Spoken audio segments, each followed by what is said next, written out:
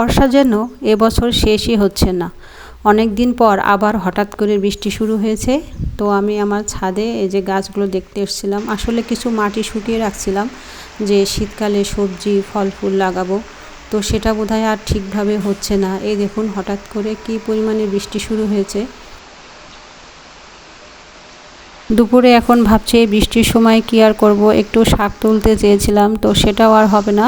তো যাই হোক, ফ্রিজ থেকে একটু মাংস বের করে রান্না করছি, আর বাচ্চারা এই সময় একটু মাংস পেলেও খুশি হয়। তো যাই হোক, আমি নিজের জন্য একটু উস্তে ঝোল করব, আর যে ব্রয়লার মুরগির মাংস। তো আমি খুব কম মশলা দিয়ে কম তেলে কিন্তু রান্না করি।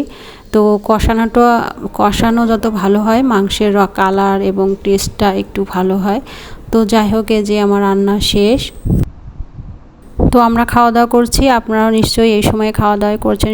সবাই ভালো থাকবেন, সুস্থ থাকবেন। দেখা হবে আবারও নেক্সট ভিডিওতে। খোদা হাফেজ।